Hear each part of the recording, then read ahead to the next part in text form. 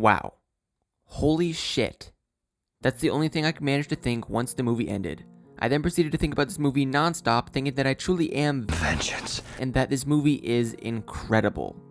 The reason this video is a bit late is because I've now seen The Batman 3 times, and I can proudly and confidently say that this is the best Batman movie and one of the best superhero movies of all time.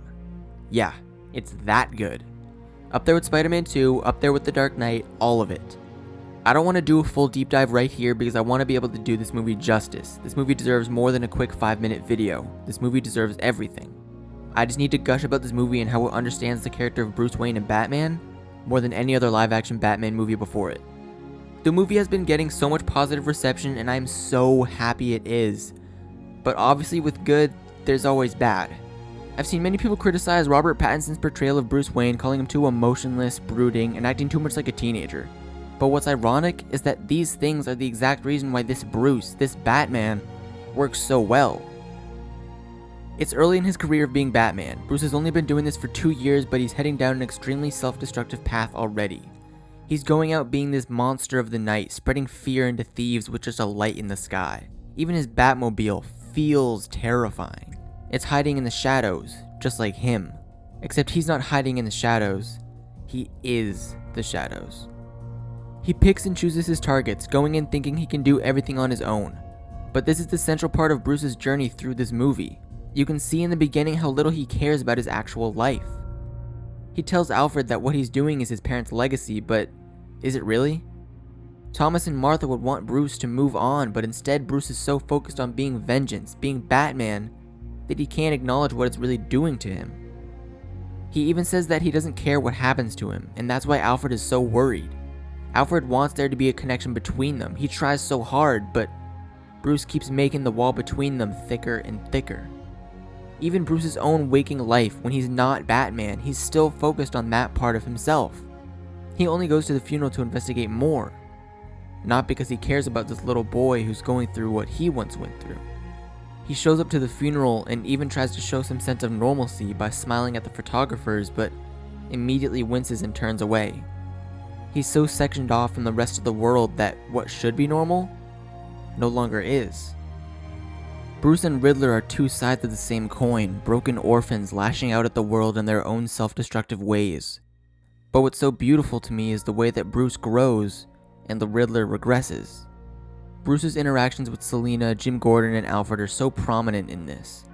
In the beginning, Bruce refuses to claim Alfred as his father. He's using Selina as a pawn in his big quest to solve the riddles, and he still feels like he can't fully let Gordon in. But as he's moving through the Riddler's twisted game, he begins to grow. He's no longer one with the shadows. He finally allows himself to come out into the light. You don't need to pay with him. You've already paid enough. Bruce understands Selina's pain and he doesn't want her to wander down the path that he has. You're a good cop. Finally holding Alfred's hand. Bruce doesn't know how to express to the people he cares about most that he does. And it's in these small moments that he tries. Pushing Alfred away, the pain in his voice when he thinks Gordon is betraying him. Bruce doesn't want to let people in. But Bruce finally tries to show how much he cares for these people. He finally lets them in to help, while also helping himself. It's not until after letting Selina, Alfred, and Gordon in that he finally begins to understand what it is he can be for Gotham. It's not until he can break down the wall between him and this boy who lost a parent that he can close that gap, reaching out a hand to help.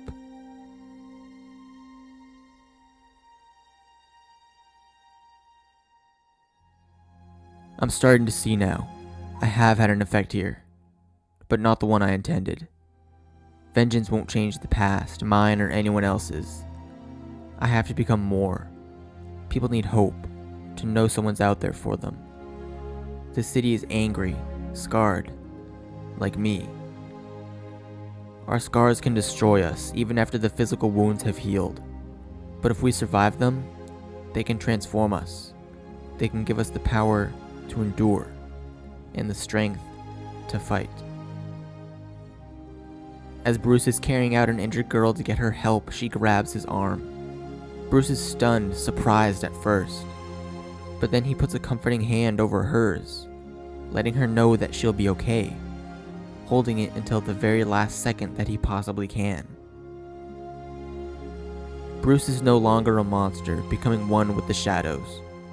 He has shifted from a vengeance-filled rage to a light of hope in the darkness for the people of Gotham.